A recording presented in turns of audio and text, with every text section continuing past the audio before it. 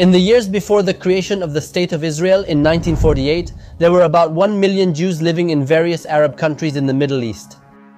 These Jewish communities had existed for thousands of years, established in places like Egypt, Iraq, Morocco, Syria, and Yemen. Although Jews in Islamic countries did not live well, as they were denigrated by Muslims, who treated them as inferior human beings, dhimmi in Arabic. Even so, Jews tried to be an integral part of society in their respective countries. They contributed to their society, paid the forced taxes that Islam required them to pay for being Jews, the jizya, and did not cause any problems. But all this calm changed overnight for the Jews living in Islamic countries. Have you ever wondered why there are almost no Jews living in Arab countries if the Holocaust supposedly happened only in Europe? What happened to the Jewish communities that existed, communities that had been there for millennia, even before Islam was invented? In this video, I'll tell you why today there are hardly any Jews living in Arab countries. Why do so many people know that after Israel's War of Independence in 1948, 600,000 Arab refugees left? Because of a war that the Arabs themselves started. But few people talk about the 820,000 Jewish refugees who were expelled from the Arab world because of that same war. It is estimated that 1 million Jews lived in these countries before the Muslims carried out an ethnic cleansing against them. The Jews led a routine life, maintaining our ancient tradition, practicing Judaism. But despite living under mistreatment in Muslim societies, the Jews had managed to survive for centuries in a painful coexistence with their Islamic neighbors. And don't get me wrong, when I say coexistence, I don't mean they lived in harmony, giving each other kisses and hugs. Islamic law, or Sharia, dictates that Muslims must treat Jews as second-class citizens. In Arabic, that's called dhimmi. Let me remind you that Muhammad, the founder of Islam, traveled to Medina in the year 622 to try to convince the naive to believe in his newly invented religion. When Muhammad tried to convince the Jews in Medina, the Jews obviously refused to convert and rejected Muhammad. That is why Muhammad and his henchmen attacked two of the main Jewish tribes of the Arabian Peninsula. Then Muhammad and his gang killed hundreds of Jews, kidnapped their women and girls to enslave them and do you know what to them. In this video's description, I share another video where I discuss in more detail the atrocities Muhammad committed against Jews in his time. It's no surprise that nowadays extremist groups like Hamas and Hezbollah have that attitude toward Israel. They're simply replicating what they learned from the behavior of their supposed prophet. But going back to our topic, the fictitious coexistence that existed between Jews and Muslim Arabs for centuries was actually very fragile. Eventually, the political tensions of the 19th century began to disrupt this apparent tranquility between Jews and Arabs. The Jews, aware of political changes in the Middle East, tried to carry on, hoping the situation would stabilize. In 1947, the UN approved Resolution 181, which declared the creation of a Jewish state. This was the international decision that led to the rebirth of the State of Israel in 1948.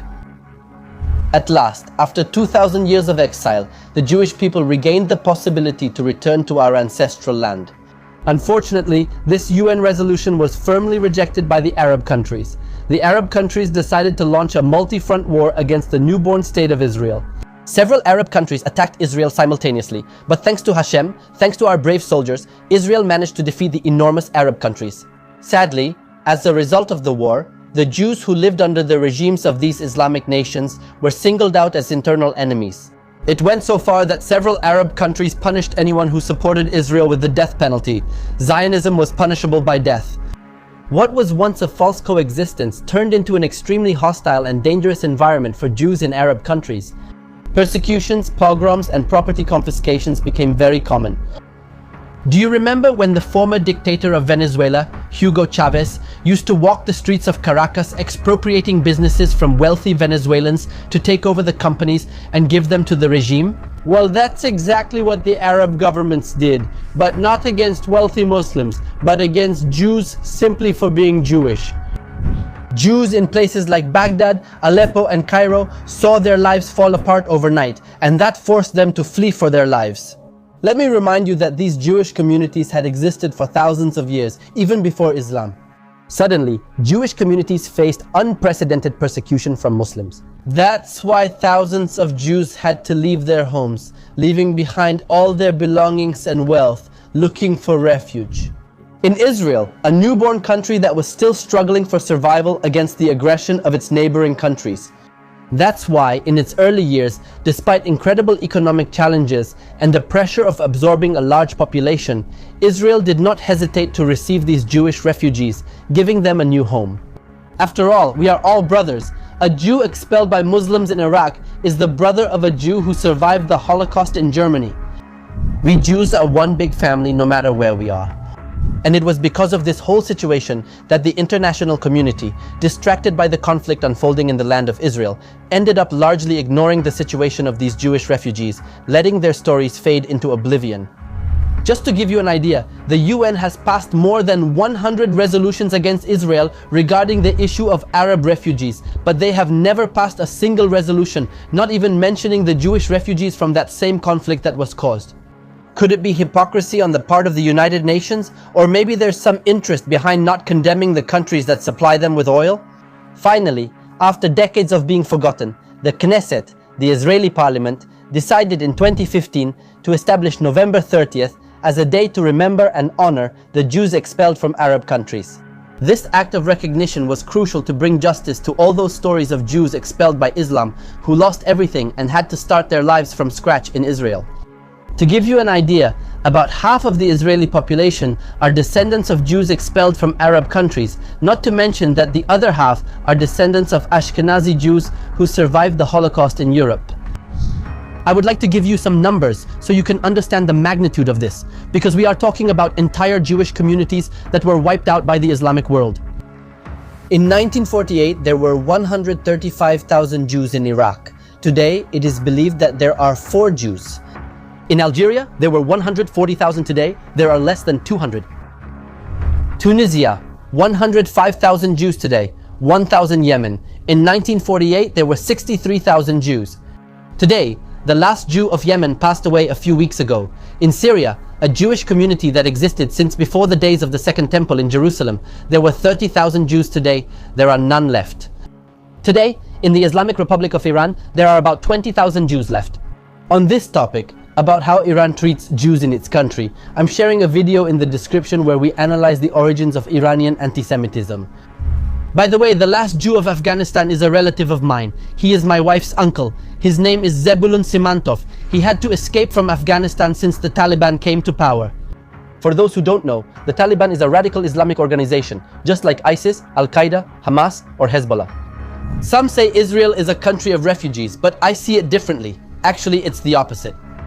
Since the expulsion that Rome carried out against us in the year 70, the Jews were refugees for these 2,000 years as we wandered from country to country because we didn't have the possibility to return to our land and have national independence.